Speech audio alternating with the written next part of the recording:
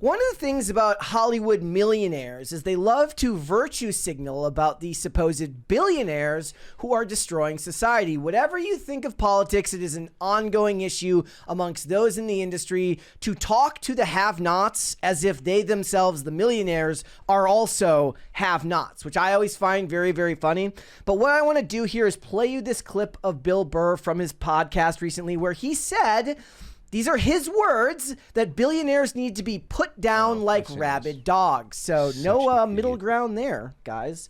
Let's go ahead and listen to this clip and hear what he has to say. The people that are struggling out there because of these f***ing billionaires. That's the remote. And they got us all arguing liberal and thing. conservative. We got to stop doing that. Like, I am so tired of hearing about people going to bed worried about what's going to happen next week. There is so much fucking money in this country. And there's so much work being done, you know. And if you work a full fucking week at a job, you should be able to pay your fucking rent. You shouldn't have to go out and get a fucking job and still be struggling. It's bad for the country.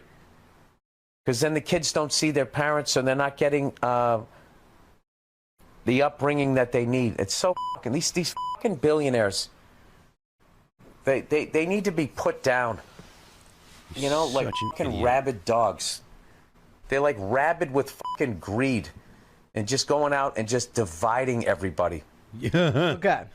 Literally, Thoughts? it is the people that are saying we should go and attack the billionaires that are dividing everybody. It is the people that are saying we need to have an actual class war in this country that are dividing everybody. And Bill Burr it does not understand the can of worms that he's opening, because to the people that are really destitute and really having problems, the people that would act on what he's saying, they're going to look at Elon Musk and they're going to look at Bill Burr and they're going to say, that's the same dude, because they're both rich. They both have big, beautiful houses. Actually, Musk doesn't even have a big, beautiful house. He sold all of his possessions. He's got a bunch of money because he's got stock and because he owns like things like, I don't know, a rocket ship company that makes rockets that shoot into space. This guy is saying shit that is, it is absolute idiocy, and the people that actually the actual proletariat, the people that don't have property, they're gonna look at Bill Burr and they're gonna eat him too, because he is the rich. He is rich. He is absolutely the rich. He is an idiot, an absolute moron. He thinks, I guarantee he thinks, because I have a black wife, I can get away with this stuff and I'm not the bad guy. Because look at me, I'm not racist. I'm one of you. Bullshit. They're going to kill you and they're going to kill your wife too, you stupid moron.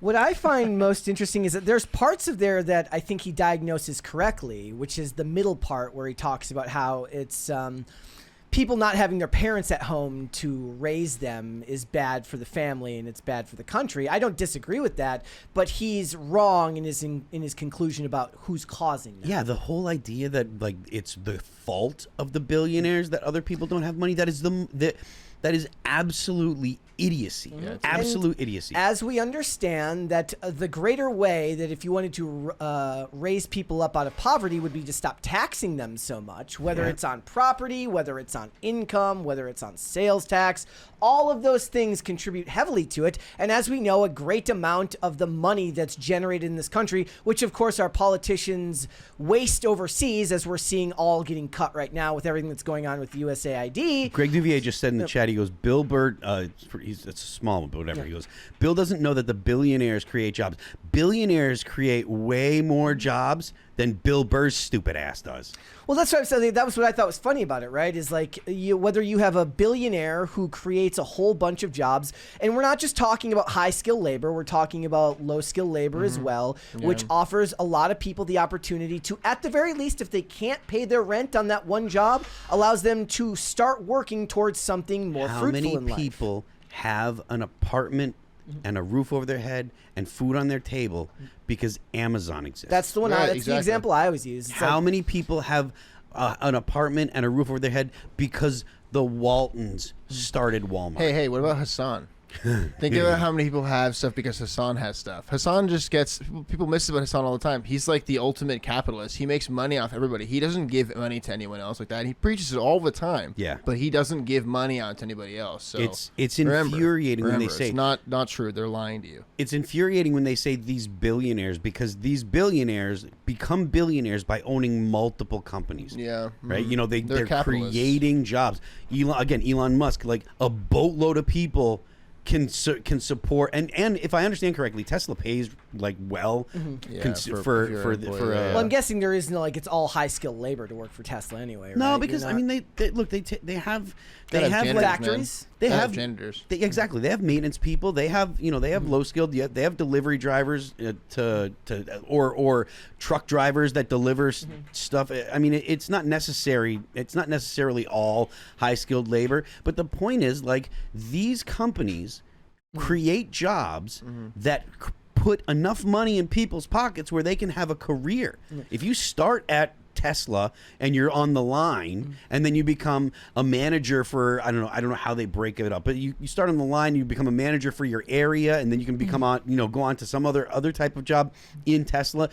You can actually work your way, and that's the exact thing that made the middle class in the United States. The people love to talk about the fact that there are so few car companies in the U.S. anymore that make cars. What do you think Tesla's doing? And they say, oh, it used to be you could get a job making, working in a factory making cars. Look at how great Detroit used to be, and then all these companies started shipping their jobs overseas because of all the regulation and blah blah blah. Tesla's building cars. They don't build all their cars here, but when they build cars in the U.S., those are good jobs that are making life better for thousands of people. This is such a dumb, stupid person perspective, and it's because it's so dumb. Never change. There's so a dumb. 20 there from Corbin 26. Says Corbin 26 says low IQ people will blame anyone but themselves. Here in Canada, people complain about our liberal government even though they in the majority voted for them. The extent of their knowledge is give me free stuff. It's totally true. It's like Gibbs. Actually. Gibbs. Yeah. I saw a couple of chats in here. Off World says billionaires are laughing at you. That may be true, but I take more issue with politicians who are paid off of taxes laughing at us as they send our money overseas and waste everything that we pay in. Well, what billionaires are laughing? And is he saying, are they laughing at us? I think he's saying more to the people who support. Oh yeah. I don't think they're saying to us specifically. Okay, He's saying that this perspective that we tend to hold, that those in private business who provide a lot of jobs and income, who happen to get rich off it, are laughing at the majority of people who don't criticize them as heavily as they criticize politicians. There's a couple people in the chat that are like saying things like supporting billionaires is crazy funny. What's the option? Should you say, okay, we should take their stuff, so that way these companies are broken up and given to people that are less skilled than the billionaires that have built these companies? That is a dumb thing to say, you stupid moron. I just wonder if they realize that the majority of that money, if they took all of that money, if they were to confiscate everything and use it for what the American government uses the money for, it would be gone in like 2 days anyways. Yeah. We're $35 trillion in debt, and in lieu of actually finding a way out of that, which we seem to actually be trying to do right now, despite the fact that it's pretty much impossible. Maverick Buckley goes, a Tesla Model 3 dual motor does 0 to 60 in 3.2 seconds and costs $37,000. What more do you want? Not only that, how much does it that's cost? American muscle right there. $37,000. That is true. That's all it American costs? muscle. Yeah, they're not expensive, especially right now. If you go to Hertz or those places, they're trying to offer a lot of EVs. For $45,000, that same car will drive you everywhere. Yeah. Full self-driving is $10,000 or $9,000 or something like that. So for like $48,000 or whatever, you can have a car that performs like that, has plenty of room, and will do the driving for you. So if you're some dumb alcoholic or whatever and you need someone to drive you home all the time, your car will make sure you get home safe. And the other issue that you run into with these topics is if you're from the haves, like a Bill Burr, and you're talking about the have-nots, people are going to ask you why you aren't putting your money where your mouth is, whereas most people who don't tend to criticize people who are providing other people with jobs, work, and opportunities aren't going to be held to that same standard because they believe that everybody has a right to earn what they keep and put forth their money into the world however they see fit. And there's another thing that I'm going to bring up about this. When people talk about about, oh, we'll just take their money, blah, blah, blah. If you want to destroy an economy, then get rid of property rights. Yep. If you as a person that has assets or has anything, if you cannot invest that money in into a business or something like that without a guarantee that money is at least safe from being stolen by the government, right? You might lose it. The point of investing is you're risking your money in a business, and maybe the business goes bad, right? Maybe you lose money that way. But if the business goes well and then the government just takes it from you, that will destroy an economy faster than anything else, because people stop investing. That's what they want.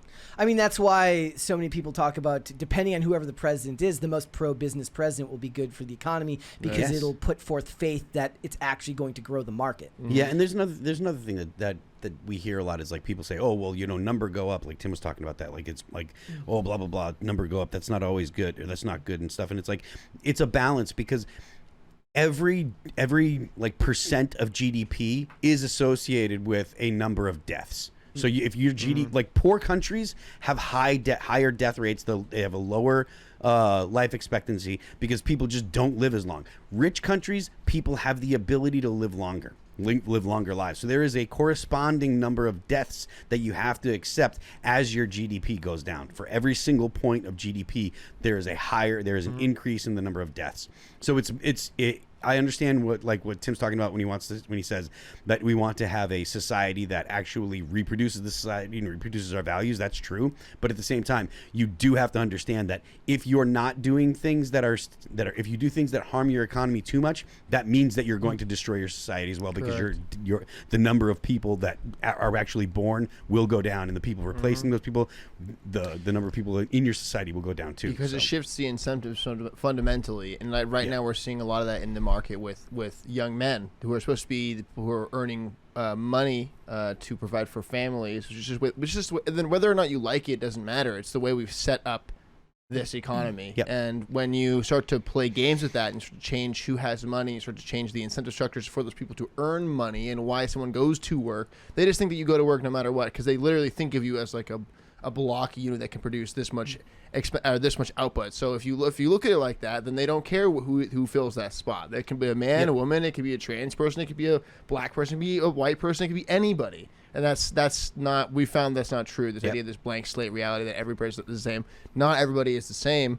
I'm not the same as you. Fun fact, I promise. Yeah. Also, what's I find funny about it is, depending on the persuasion of the comic or the person in Hollywood that's critiquing things like this, it's very, very safe to critique capitalism and big business, whereas if you're going to start critiquing the government, which is a very, very fair criticism as well, you're going to run headlong into a bunch of other people in your own industry that kind of see government as a sacred cow, and they don't want to see you complain about it, unless you're only complaining about one side. But that's ignoring the fact that a lot of the biggest problems when it comes to government, the reason we are as far in debt as we are, the reason so much money is sent overseas in the way that it is, has little to do with one party and a lot to do with an evil uniparty for a long time that had no problem selling people out. The issue is that when you put a cap on it and you say, we are now considering the capital B billionaires the only people that can be critiqued, well, it's a lot harder and a lot more work to criticize over-bloated government spending and corruption, because then you have to look into somebody like, then you have to be somebody like Mike Benz, who gets you like 90 documents about why everything is as effed up as it is.